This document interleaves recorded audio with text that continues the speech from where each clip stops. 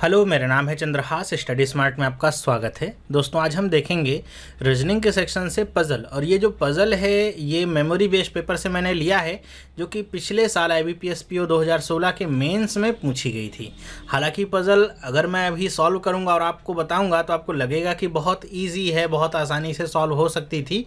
लेकिन यहाँ पे मेंस एग्ज़ाम में जो ये पज़ल पूछी गई थी उस समय आपके पास टाइम काफ़ी कम होता है। तो उस समय अगर आप इस तरह की पज़ल सॉल्व करते हैं तो मेरे ख्याल से आपके ऊपर ऐसा प्रेशर रहता है कि आसान जो पज़ल रहती है वो भी आपको काफ़ी कठिन लगती है।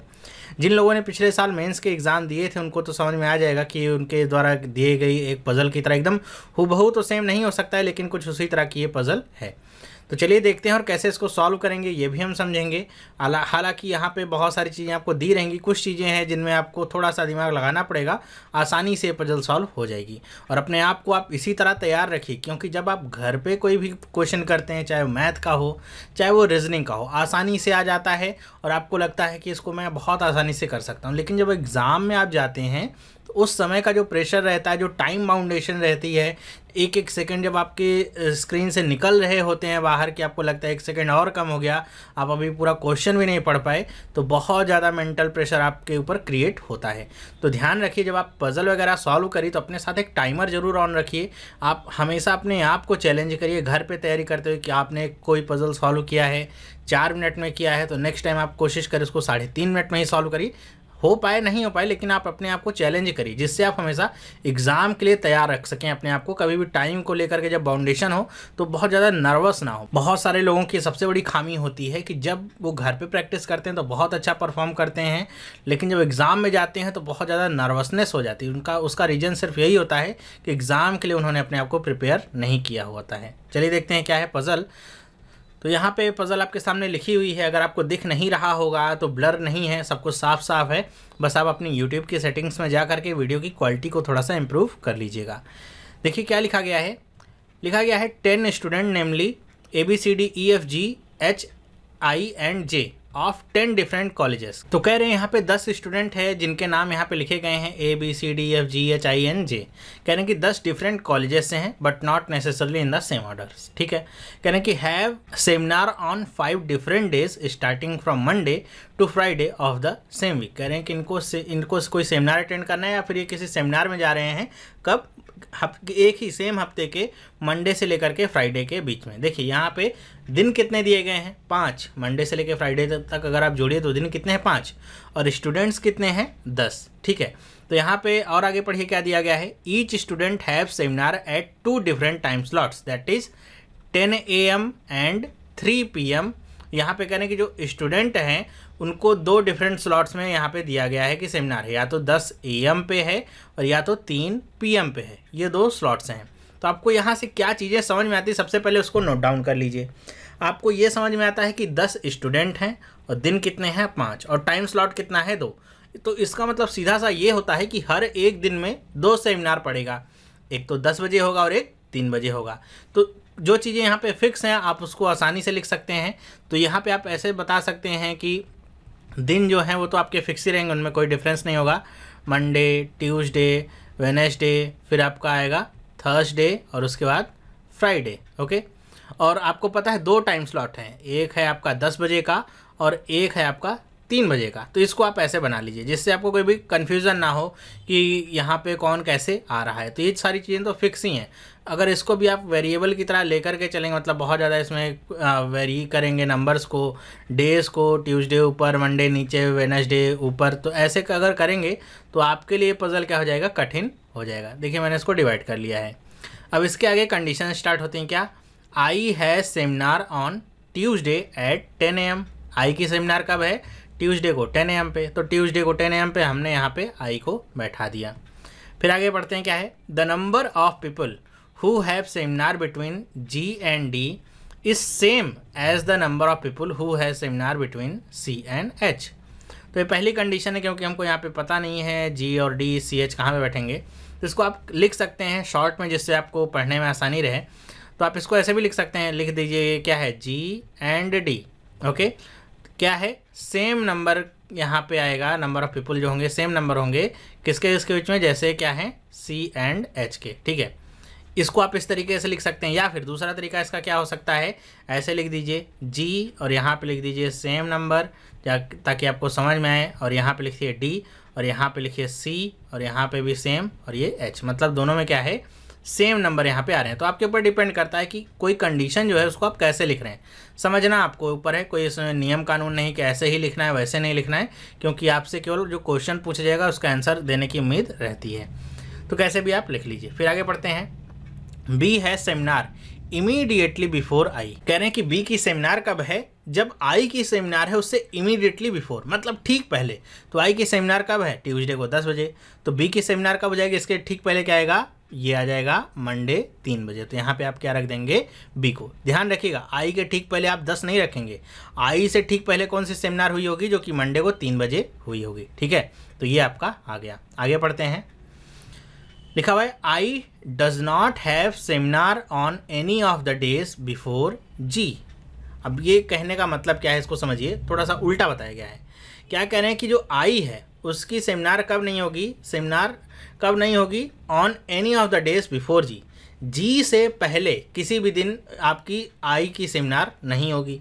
तो इसका सिंपल सा मतलब क्या है, तो इसका सिंपल सा मतलब क्या है कि यहाँ पे जो जी होगा वो क्या होगा, आई से पहले आएगा। क्यों, क्योंकि जी आई के बाद अब आ नहीं सकता है, क्योंकि उससे पहले आई की सेमिनार हो नहीं सकती। मतलब कि अगर आप चाहें, अगर ऐसे आता है कि जी आप यहाँ पे रख दीजिए तो आई क्या आ गया, इसके पहले आ गया। फिर यहाँ पे जी रखिए तो आई क्या आ गया, इससे पहले आ गया। तो अब जी इसके बाद कहीं पर भी नहीं आ सकता है। तो इसके कहने का मतलब क्या है कि जी कहाँ पे होगा, आई से पहले आएगा। आई के अटेंड करने के बाद जी सेमिनार अटेंड नहीं कर रहा है, ये आपको बताया गया है। ठीक है, तो इसके हिसाब से अगर आपको समझ में आता है तो एक ही जगह यहाँ पे खाली होती है, वो क्या है, मंडे को। तो यहाँ पे आप जी को रख सकते हैं। तो ये वाली जो कंडीशन थी जो अभी हमने पढ़ी है, काफ़ी ज़्यादा कन्फ्यूजिंग है बच्चों को लेकर के। मैंने देखा है बहुत ज़्यादा यहाँ पे इंटरप्रिटेशन निकल आते हैं इसके, तो ये बड़ा कन्फ्यूजन क्रिएट करती है। बस इतना सिंपल से समझिए कि I does not have seminar on any of the days before G, कि जी के एक दिन पहले या किसी भी दिन पहले आई की सेमिनार नहीं हो सकती है। तो सिंपल सा मतलब इसका यही निकलता है कि जी की सेमिनार कब है, आई से पहले पड़ेगी। मतलब सीधे सीधे नहीं बताया गया है, बल्कि घुमा करके बताया गया है, जिससे आप कन्फ्यूज़ हो जाएं। फिर आगे पढ़ते हैं। The one who has seminar at 10 AM immediately before J. अच्छा, अब इसका मतलब क्या है, कह रहे हैं कि जिसकी सेमिनार क्या है 10 AM पे है, वो क्या है, इमीडिएटली बिफोर जे है, जे से ठीक पहले है। तो इसका मतलब क्या है, समझिएगा कि ये जो कंडीशन है, मान लीजिए दूसरी कंडीशन के तौर पे इसे मैं लिखूं, तो इस कंडीशन के कहने का मतलब सिर्फ इतना है कि जे कब आएगा, 3 PM पे सेमिनार अटेंड करेगा। कहाँ अटेंड करेगा ये नहीं पता है, लेकिन यहाँ पे जो कंडीशन बताई गई, the one who has seminar at 10 AM immediately before J. तो इसका मतलब क्या है कि जिसकी सेमिनार 10 AM पे है वो इमीडिएटली बिफोर जे है। तो जे से बिफोर कब आएगा, तो मतलब जे आपका 3 पे आएगा, तभी तो उससे पहले 10 वाला आएगा। ठीक है, तो ये आपको यहाँ पर भी कंडीशन सीधे सीधे नहीं बताएगी। अब एग्जाम में सोचिए, अगर आप एग्जाम में बैठे होंगे तो आपको लगेगा कि यार स्टेटमेंट में ही कुछ मिसिंग लग रहा है, कुछ सही नहीं है। तो 2-3 बार आप स्टेटमेंट को ही पढ़ेंगे, फिर सोचेंगे ऊपर से मैंने कुछ तो मिस नहीं कर दिया है। तो यही जो आपका टाइम किल होता है, यही तो जो एग्जामिनर होते हैं जो आपके लिए टेस्ट पेपर क्रिएट करते हैं, उनका यही मकसद होता है कि आप एक ही क्वेश्चन को लेकर के फंसे रहें, एक ही क्वेश्चन में सारा समय गंवा दें, जिससे आप आगे कोई क्वेश्चन ना कर पाएँ। तो अगर आपके कॉन्सेप्ट क्लियर नहीं है और आप अपने ऊपर थोड़ा सा कॉन्फिडेंस नहीं रखते हैं कि जो आप कर रहे हैं वो सही नहीं है, तो इस तरह से आप अपना टाइम किल करेंगे। 2-4 बार स्टेटमेंट को पढ़ेंगे और समझ नहीं आएगा, फिर आगे छोड़ भी देंगे, तो एकदम पूरा जो 4-5 मिनट रहेगा एकदम व्यर्थ ही चला जाएगा। तो इसका सीधा सा मतलब क्या आ जाएगा कि जे कब पड़ेगा, 3 PM पे ही सेमिनार अटेंड करेगा। फिर आगे पढ़ते हैं क्या लिखा है, H does not has seminar at 3 PM। अच्छा, तीसरी कंडीशन कहती है कि एच की जो सेमिनार है वो 3 PM पे नहीं है, तो ऐसे हमने बता दिया कि ये नहीं है। फिर आगे पढ़ते हैं, D has a seminar immediately after the day of one who has seminar on Monday. कह रहे हैं कि डी की सेमिनार कब है, इमीडिएटली मतलब एकदम तुरंत बाद, immediately after the day of one who has seminar on Monday, कि जिसकी सेमिनार मंडे को है उसके इमीडिएट डे पे डी की सेमिनार है। तो मंडे के बाद क्या आएगा, ट्यूसडे में एक जगह तो हमने भरी दी है क्या है, आई की, तो डी कहाँ पे आ जाएगा, सिंपल सी बात है, डी कहाँ पे आएगा, यहीं पे आएगा। ओके, तो अगर आपने ये भी कंडीशन नहीं समझी तो थोड़ा सा कन्फ्यूज़न होगी, जबकि यहाँ पे एकदम फिक्स पोजीशन बता दी गई कि डी कहाँ पे आएगा। अब आप ये समझ लीजिए कि जो पहली वाली कंडीशन है कि जी और डी के बीच कितने लोग आ रहे हैं, 1 और 2। अब अगर आपको कहीं एच मिल जाए या सी मिल जाए तो वहाँ पर भी सी और एच के बीच में भी कितने लोग आएंगे, 2 पर्सन ही आएंगे। आगे पढ़ते हैं। लिखा गया है F does not have seminar at 3 PM। F की सेमिनार कब नहीं है, 3 PM पे नहीं है, तो हम ऐसे लिख लेते हैं एफ की सेमिनार 3 PM पे नहीं है। फिर आगे पढ़ते हैं D does not have seminar on any one of the days after E. मतलब कह रहे हैं कि डी की सेमिनार कब नहीं है कि ई के बाद किसी भी दिन डी की सेमिनार नहीं है। तो वैसे ही हमको पता है कि डी कहाँ पे बैठ रहा है। यहाँ पे टोटल ई की कंडीशन बताई जा रही है कि अगर आपने यहाँ पे जी वाली कंडीशन में थोड़ा सा कन्फ्यूज़न क्रिएट किया होता तो यहाँ पे ये बताया जा रहा है कि यहाँ पे ई आपका नहीं आ सकता है, ई हमेशा डी के बाद ही आएगा। आगे पढ़ते हैं क्या है, only 3 people have seminar between G and E. अच्छा, ये देखिए 5वीं कंडीशन क्या है कि जी और ई के बीच में 3 लोगों की सेमिनार है। अब ये भी नहीं पता है कि यहाँ पे आपको ई पहले आएगा या जी पहले आएगा, लेकिन आपको जब पता चल गया कि जी सबसे पहले ही पोजीशन पे है तो ये आपको समझ में आ गया है कि ई कहाँ पे होगा, 3 स्थान छोड़ करके। तो आपको जी पता है तो 1 2 3 पर क्या पता चल गया, ई यहाँ पे आ गया। तो ये जो 5वीं वाली कंडीशन है लिखते ही आप काट सकते हैं क्योंकि जी की पोजीशन आपको पता थी। अगर यहाँ पे जी की पोजीशन आपको नहीं पता होती तो आप जैसा ये शब्द कह रहा था वैसे नहीं बनाते। फिर इसको कैसे बनाते, जी/ई करते, फिर 3 स्थान का गैप देते, फिर जी/ई करते, क्योंकि ये पता नहीं होता कि जी पहले या ई पहले, बस ये पता है कि इनके बीच में 3 पर्सन्स का गैप है। ओके, आगे बढ़ते हैं। Neither E nor G does not have seminar on Friday. कह रहे हैं कि ना तो जी ना तो ई किसी की सेमिनार फ्राइडे को नहीं है। वो तो हमको पता ही है जी और ई की पोजीशन क्या है, तो इस कंडीशन को पढ़ने का या लिखने का कोई फ़ायदा नहीं है। आगे पढ़ते हैं। Only 2 people have seminar between F and J. कह रहे हैं कि 2 लोगों की सेमिनार है। कंडीशन नंबर 6 कि एफ और जे के बीच में कितने लोग हैं, 2 लोग हैं। तो इसको ऐसे ही लिखेंगे क्योंकि एफ और जे दोनों की कंडीशन नहीं पता है। एफ/जे 2 लोग और यहाँ भी एफ/जे। फिर आगे पढ़ते हैं। लिखा हुआ है F does not have seminar on any of the days after H. कह रहे हैं कि जो एफ की सेमिनार है वो एच के किसी भी दिन बाद नहीं है। ओके, तो इसका मतलब क्या है कि जो एफ होगा वो हमेशा एच से पहले ही आएगा। 7वीं कंडीशन ये आपकी कह रही है। ठीक है, 7वीं कंडीशन से लिख सकते हैं कि एफ हमेशा क्या होगा, एच से ऊपर ही होगा, पहले ही होगा, उसके बाद नहीं आएगा।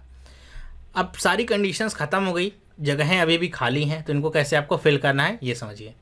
सबसे पहली बात तो ये है कि आप देखिए कि जो 10 बजे वाली सेमिनार है उसमें केवल 2 स्थान खाली है और आपको ये पता है कि एच और एफ दोनों ही 3 PM पे तो आपके जाएंगे नहीं। ओके, मतलब एच एफ जो है ये जो आपकी पोजीशन है यहाँ वाली 3 PM वाली, इसमें कहीं फिट नहीं होंगे। इसका मतलब या तो एच एफ यहाँ पे आएंगे या तो एच एफ यहाँ पे आएंगे, 2 ही पोजीशन यहाँ पे खाली है।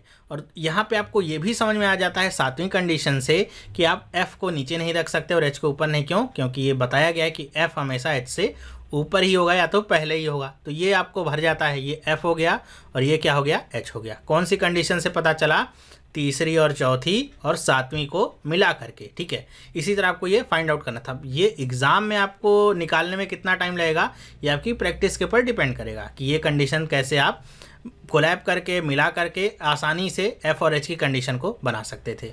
अब ये बन गया। अब आपको क्या पता है कि जी और डी के बीच में जितने पर्सन हैं उतने ही सी और एच के बीच में हैं। तो एच अगर यहाँ पे आ गया तो सी कहाँ पे होगा, 2 स्थान छोड़ करके, तो नीचे तो आ नहीं सकता है। तो 1 2 छोड़ करके सी कहाँ पे आ जाएगा, यहाँ पे। तो पहली वाली जो कंडीशन है वो भी आपकी ख़त्म हो जाती है। फिर कौन कौन सी कंडीशन बाकी है, एक कंडीशन क्या बाकी है, जी और ई के बीच में, ये तो खैर हो ही गई थी। हाँ, ये बाकी है कि F और J के बीच में 2 पर्सन का गैप है और ये पता है कि J कहाँ पे बैठेगा, 3 PM पे। तो F अगर यहाँ पे है तो 2 पर्सन का गैप देंगे तो 1 2, तो J कहाँ पे आ गया, यहाँ पे। अब केवल एक ही बचा है, वो कौन सा है, A, तो उसको आप फिल कर दीजिए यहाँ पे। तो देखिए पूरा अरेंजमेंट आपका ख़त्म हो जाता है। लेकिन इसमें टाइम लग सकता है क्योंकि यहाँ पे जो एक एक कंडीशन मैंने जो तुरंत बता दी कि ऐसा होगा, तो इसका मतलब ये है, ये आपको एग्ज़ाम में सोचने में समय लग सकता है। तो जो चीज़ें यहाँ पे आपको सिंपल दिखती हैं मेरे द्वारा बताए जाने पे, हो सकता है वो आपको सिंपल ना लगें जब आप खुद से उसे प्रैक्टिस करें तो। ठीक है, तो ये हमारा अरेंजमेंट हो गया पूरा, मंडे से लेकर के फ्राइडे तक, कौन कहाँ पे जा रहा है, सेमिनार अटेंड कर रहा है, कितने बजे, ये सारी चीज़ें हो गई कंप्लीट। अब इसके ऊपर क्या बनेंगे, क्वेश्चंस बनेंगे। अब चलिए क्वेश्चंस भी देख लेते हैं, और यहाँ पे जो इंपॉर्टेंट बातें मैंने आपको बताई हैं वो भी हमेशा ध्यान रखिएगा, क्या क्या चीज़ें आपके लिए इंपॉर्टेंट हो सकती है और कहाँ पे आपको ध्यान रखना है। तो चलिए देखते हैं। चलिए पहली प्रॉब्लम देखते हैं क्या लिखा हुआ है। How many persons have seminar at 3 o'clock between G and C. कह रहे हैं कि जी और सी के बीच में कितने लोग ऐसे हैं जिनकी सेमिनार कब है, 3 o'clock में है। तो जी कहाँ पे है, देखिए यहाँ पे है, और सी कहाँ पे है, यहाँ पे है। तो आपको ये नहीं देखना है टोटल, केवल 3 o'clock वाले पर्सन्स कितने हैं इनके बीच में, बी और डी। तो कितने लोग हो गए, 2।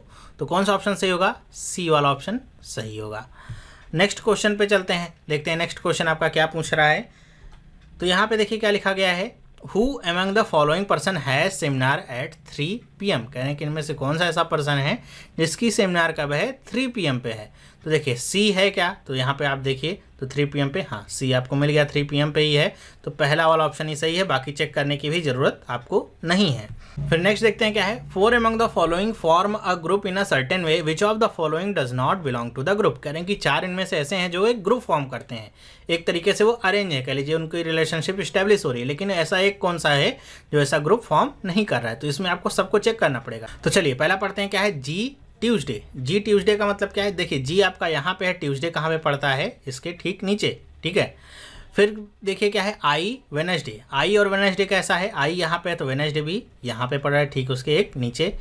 एफ फ्राइडे, एफ कहाँ पे है, एफ यहाँ पे है, तो फ्राइडे कहाँ पे है, यहाँ पे। तो समझ लीजिए यही आपके रिलेशनशिप है, 3 तो मैच हो ही रहे हैं, एक ही कोई अनमैच होगा। जी क्या है, वेडनेसडे। जी के साथ आपका क्या गया, वेडनेसडे, मतलब एक यहाँ पे डे का क्या हो गया, डिफरेंस हो गया, फिर आपका वेडनेसडे आ रहा है। तो आप ऐसे ही समझिए कि डी वाला जो ऑप्शन है ये ग्रुप के बाहर है, इसी को आप आंसर के रूप में टिक कर सकते हैं। नेक्स्ट क्वेश्चन देखते हैं क्या है। विच of the following is correctly matched. कह रहे हैं कि इनमें से कौन सा है जो करेक्टली मैच्ड है, ठीक है। मतलब यहाँ पे क्या करना है कि आपको ये नहीं ध्यान देना है कि जो अनकरेक्ट हैं, जैसे डी क्या है, मंडे, तो डी कहाँ पे आ रहा है, ट्यूसडे, मंडे में तो आ नहीं रहा है, तो इसको आप आंसर की तरह में चेक करिएगा। ध्यान रखिए क्या है, पूछ रहा है विच of the following is correctly matched, कौन सा एकदम सही तरीके से मैच है, वो आपका आंसर होगा। ज़्यादातर लोग इसको क्वेश्चन को आते हुए भी गलत कर लेते हैं, केवल उनकी इंटरप्रिटेशन जो होती है क्वेश्चन को पढ़ने की वो गलत होती है इस वजह से, ठीक है। तो ये आपका ऑप्शन नहीं है। सी ट्यूसडे, तो सी ट्यूसडे में भी नहीं है। ए फ्राइडे, तो ए फ्राइडे में आ रहा है, नहीं। जी क्या है, ट्यूसडे, तो जी आपका ट्यूसडे में आ रहा है, नहीं। तो ई वेडनेसडे, तो ई वेडनेसडे में आ रहा है, तो जी हाँ, ये जो 5वां वाला ऑप्शन है यही आपका सही हो गया, टिक करेंगे, आगे बढ़ेंगे।